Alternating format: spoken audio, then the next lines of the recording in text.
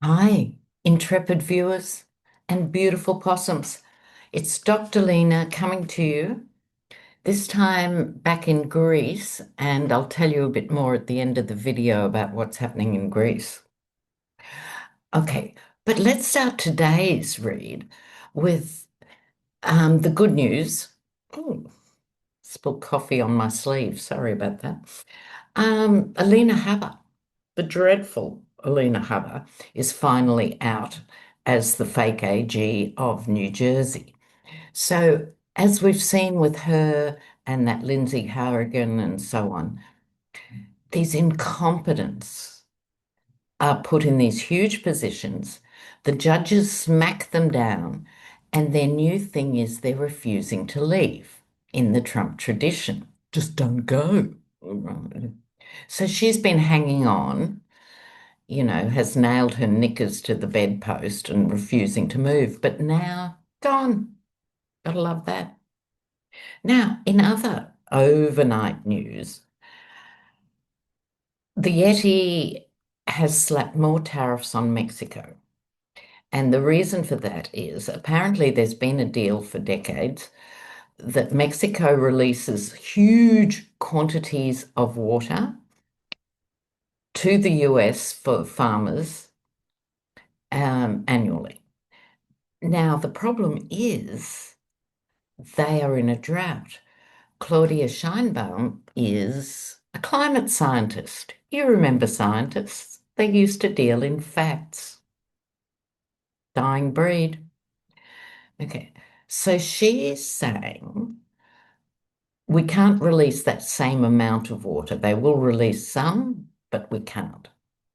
So I just want to have a quick look here at the story behind that. Is she calling his bluff or is there a genuine water crisis? So we'll just have a quick look here. Claudia Scheinbaum and the water issue. Let's have a look. Balancing water. All right, now shifting surface, right? Now, Two of Pentacles is about having to make a decision. I think it's problematic for her, I would say, with this card and this card side by side, that it is a genuine water crisis and perhaps a more corrupt government, not Claudia Scheinbaum, might have still released the water because there must be some reason for that, and left their own country suffering without water.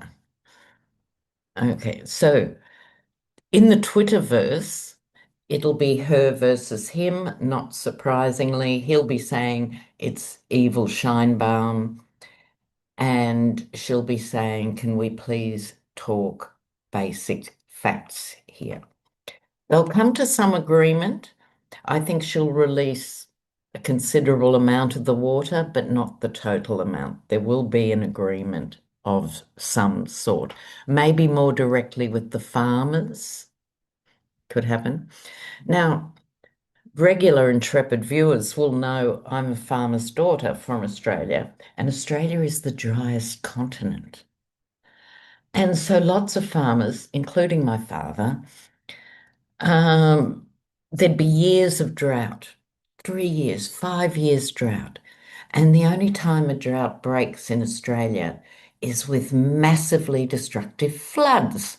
And so because all the soil has hardened up and cracked and stuff, the destruction is always major after a drought. Because in Australia, being a colonial invention, whereas Indigenous Australians knew exactly how to manage this land and did so for tens of thousands of years very well. When white Australians arrived, they wanted to grow European crops, which don't work in the Great Southern Land. They just don't work. They're heartbreaking. And so we should be growing, for example, lots of hemp that you can use for everything.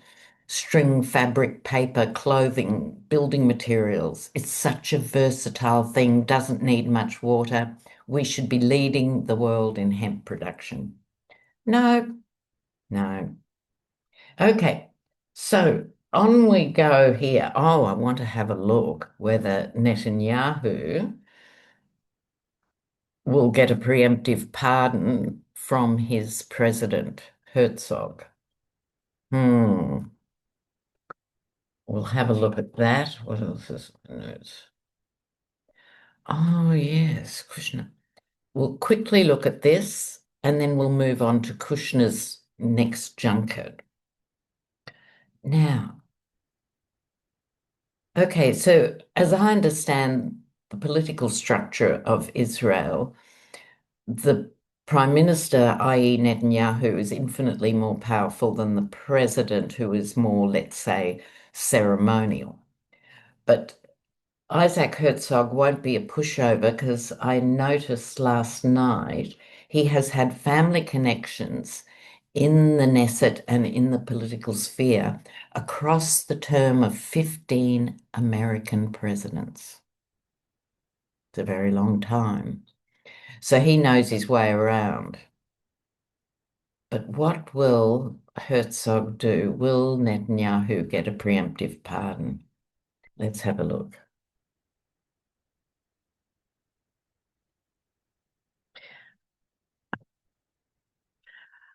All right. So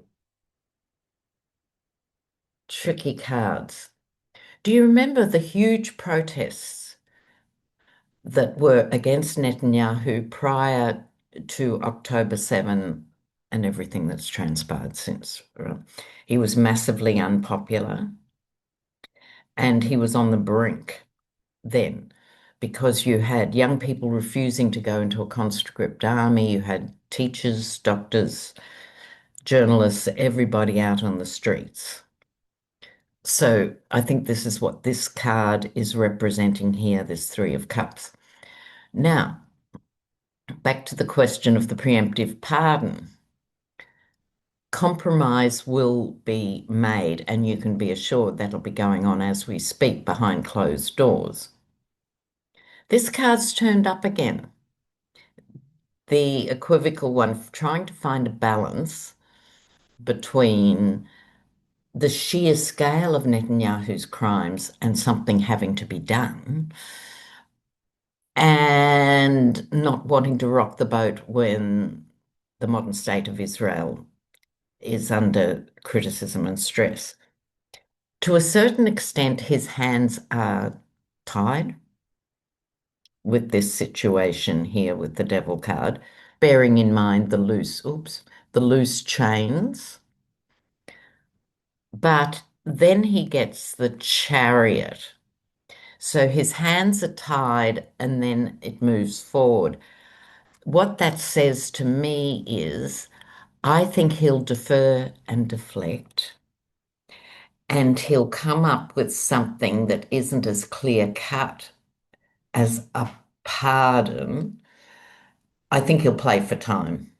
So he could offer something to say, it's not an appropriate time to have these conversations. There is going to be an election next year. We'll see what happens. I think he's going to play for time and could issue a partial sort of arrangement. That will probably go just long enough. That'll take a couple of years to play out, probably in real life. And so Netanyahu, who I think is the same age as Trump, is that right? Let me know.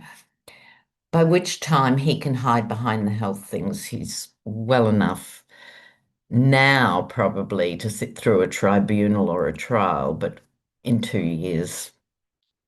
So I wouldn't hold my breath on that one. Okay. So Kushner, of course, he's been busy, busy, busy in the background, trailing his sorry 9-year-old girlish ass around the Middle East and the Gulf states generally and Qatar. And I thought Netflix was going to be gobbled up, but apparently it's Netflix wants to gobble up. I think it's huge branches of Disney and things like that. So Warner Brothers are describing this as a hostile takeover. Kushner is embedded. Sorry about the drilling. What's going to happen with Kushner? And let me know, guys. I know quite a lot of you have already um, cancelled your subscriptions to various screening platforms, some on economic grounds, others on principle, and others on both. And so let's have a look at this.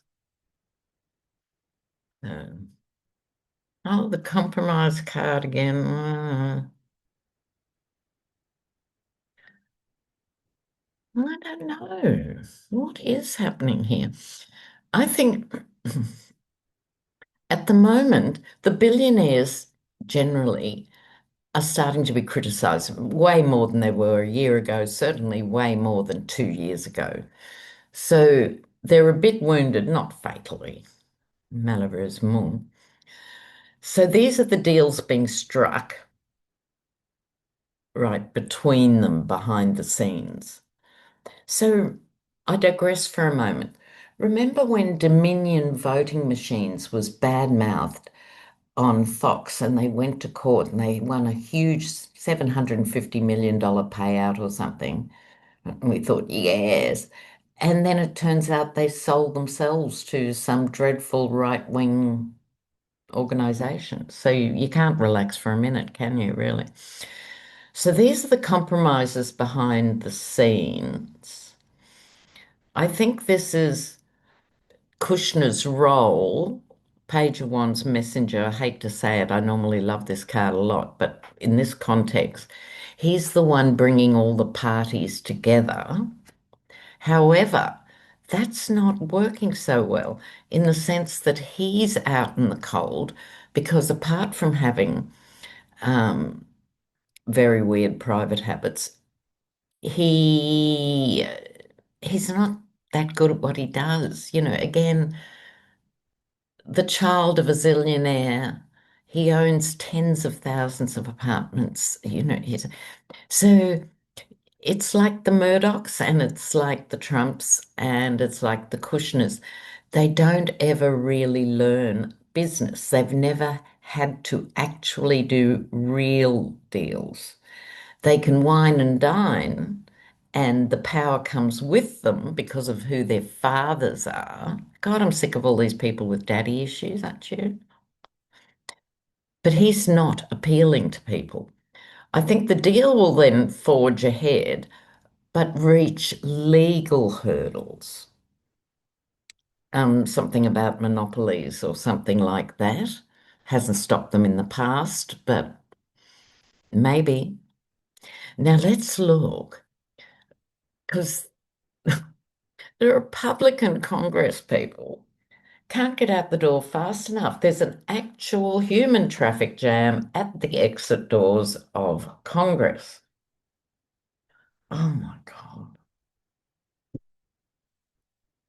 Now, they haven't got the guts to fight him, right? So they're leaving. They're counting down the days on their calendar, like Marjorie Taylor Greene. I'll leave on this date and that date because then I get my pension. But they are heading for the exits big time. So let's see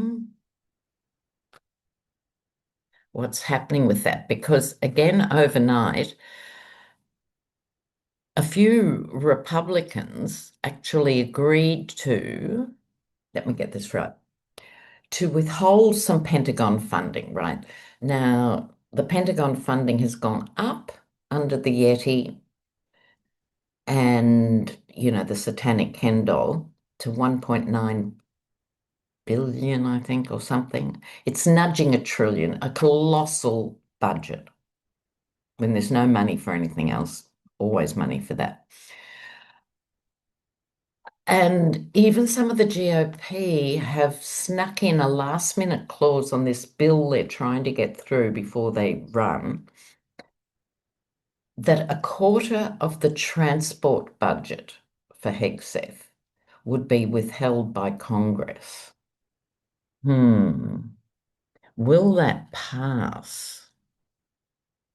Will that pass?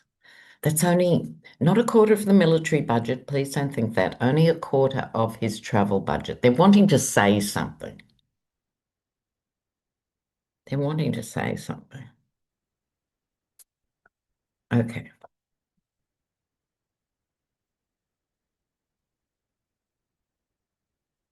Wow. These congressional people are not happy. There's the diehards who are still saying things about what survivors, what boat, all of that. Sorry, I wasn't clear why they want to withhold it. A quarter of his travel budget is to release the full videos of the boats, right? So that's quite a big deal for this mealy-mouthed Congress. I missed the key point, okay? That's why they're doing it. They're doing this as a strategy.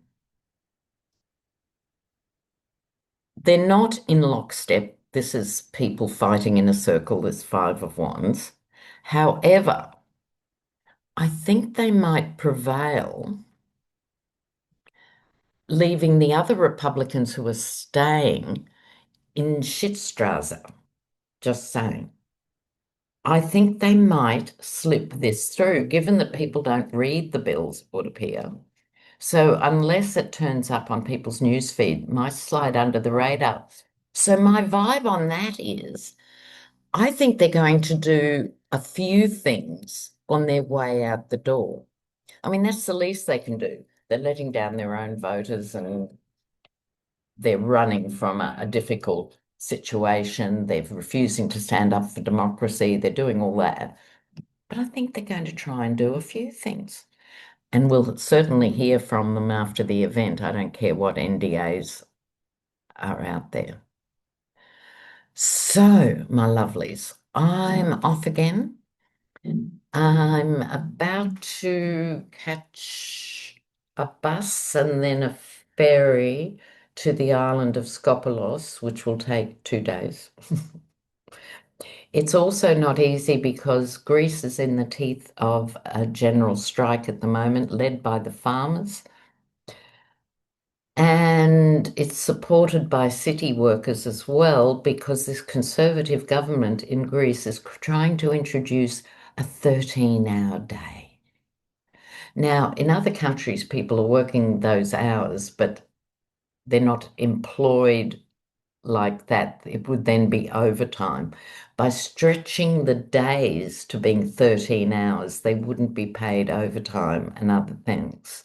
And I'm sorry, I don't care if you're a truck driver or you're a nurse or who you are, working 13-hour days is not safe.